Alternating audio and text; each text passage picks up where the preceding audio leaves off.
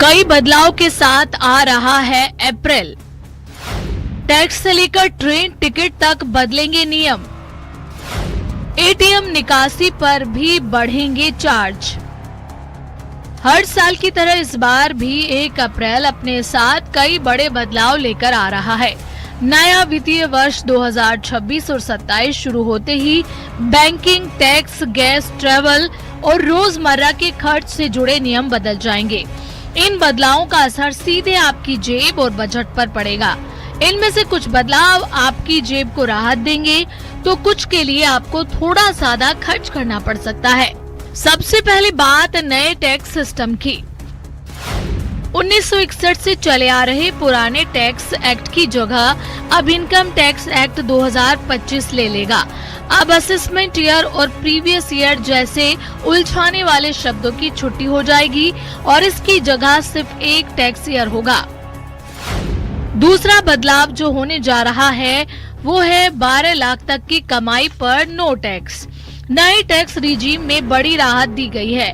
अब अगर आपकी सालाना आय 12 लाख रुपए तक है तो आपको कोई टैक्स नहीं देना होगा।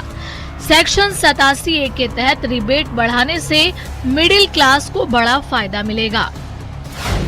इसके साथ ही फॉर्म 16 की जगह नया फॉर्म ले लेगा।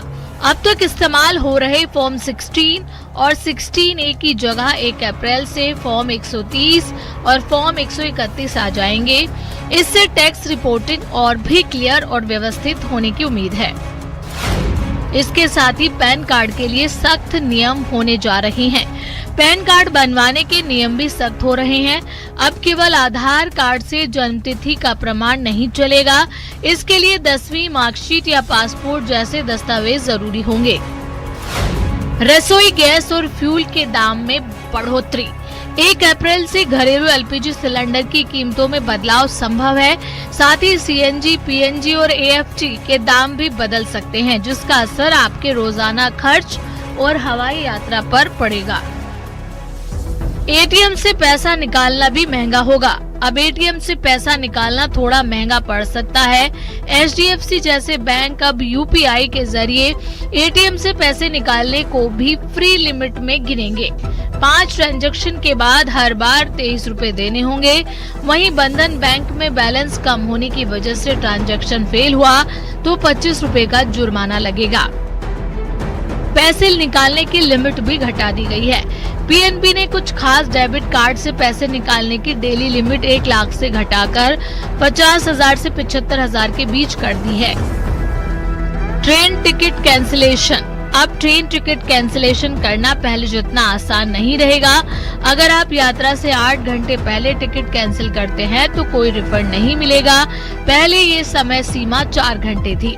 ट्रेन टिकट रिफंड का जो नया स्ट्रक्चर है उसके मुताबिक 8 से 24 घंटे पहले कैंसिल करने पर सिर्फ 50% रिफंड, 24 से 72 घंटे पहले करने पर 25% की कटौती, 72 घंटे से पहले अधिकतम कैंसिलेशन चार्ज कटेगा। सफर और सुविधाओं की बात करें तो ईंधन के दामों में बदलाव का सीधा असर हवाई टिकटों और ट्रांजैक्शन पर पड़ेगा। 1 अप्रैल से आपकी यात्रा की प्लानिंग और बजट को दोबारा चेक करना पड़ सकता है। नए नियमों के लिए पहले से आप प्लानिंग कर लें, क्योंकि 1 अप्रैल से आने वाले बदलाव आपके रोजमर्रा के खर्च और फाइनेंशियल प्लानिंग को सीधा प्रभावित करेंगे।